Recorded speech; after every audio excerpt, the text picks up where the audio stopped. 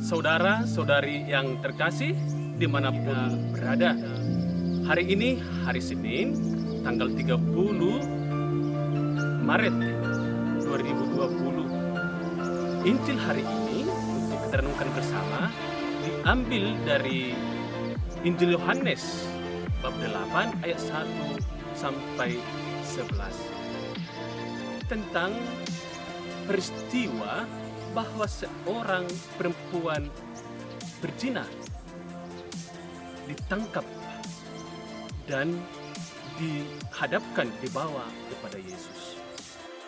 Orang-orang Yahudi dan orang-orang Farisi membawa perempuan yang berzina itu kepada Yesus dengan maksud menjebak Yesus. Kita harus mengerti konteks dari jawaban Yesus tentang peristiwa ini, bagaimana Yesus menyikapi peristiwa itu. Yesus tidak menjawab dengan jelas ya atau tidak, menghukum atau membebaskan.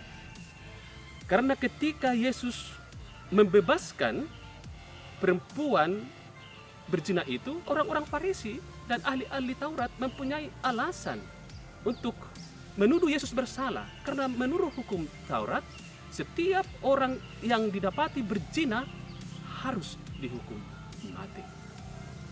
Lalu kemudian Yesus juga tidak menghukum perempuan itu. Karena kalau Yesus mengiyakan, menghukum dia, maka Yesus juga akan dituduh melanggar aturan pemerintah Romawi.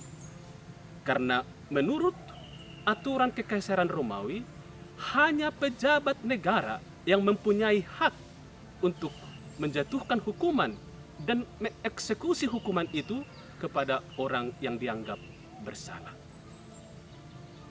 Maka Yesus tidak mengiyakan dan juga tidak berkata tidak.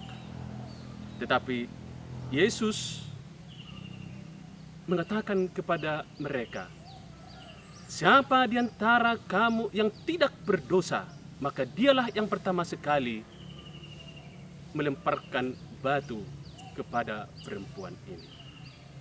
Saudara-saudari yang terkasih yang dicintai oleh Tuhan, Yesus menelanjangi mereka, sikap dan tujuan mereka untuk menjebak Yesus, menelanjangi kedosaan mereka, bahwa mereka juga termasuk orang berdosa. Maka mereka tidak berani untuk berbuat yang pertama sekali melemparkan batu ke perempuan itu. Lalu mereka kemudian pergi satu persatu. Kuasa ilahi menginspirasikan Yesus untuk memberikan jawaban yang tepat, menyadarkan mereka akan perbuatan musyrik mereka dan kelicikan mereka, dan juga membawa kehidupan baru bagi si perempuan berzina. Saudara-saudari yang terkasih, Bapak Ibu yang dicintai oleh Tuhan dimanapun kita berada. Yang pertama yang mau dikatakan oleh Yesus adalah bahwa berbuat zina adalah dosa. Dan yang kedua adalah jiwa yang berbelas kasih harus memenangkan jiwa yang merana, jiwa yang melarat. Seperti dikatakan oleh Santo Agustinus, sekarang tinggal dua orang yang berada di tempat itu. Yang satu adalah jiwa yang merana, dan yang lain adalah jiwa yang menyelamatkan. Dalam jiwa yang berbelas kasih, tidak ada penipuan, tidak ada penjebakan, tidak ada pikiran licik, tidak ada pikiran yang mengorbankan. Dari drama Injil ini, saudara-saudari yang terkasih, kita akhirnya berefleksi bahwa setiap kita harus belajar lagi menyikapi orang-orang yang berdosa, orang-orang yang kita duga bersalah, atau bahkan orang-orang yang dituduh telah melakukan kesalahan. Kita harus belajar lagi bagaimana bersikap yang tepat, seperti yang ditunjukkan oleh Yesus dalam bacaan Injil hari ini. Yang pertama adalah bahwa dalam jiwa yang berbelas kasih, sikap menerima yang harus kita tunjukkan, bukan sikap menolak.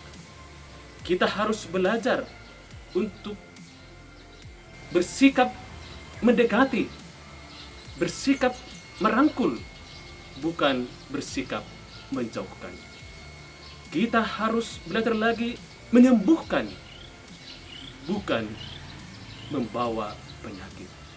Kita belajar bersikap untuk menyatakan kesalahan orang, seperti Yesus mengatakan memang berdosa perempuan berzina itu.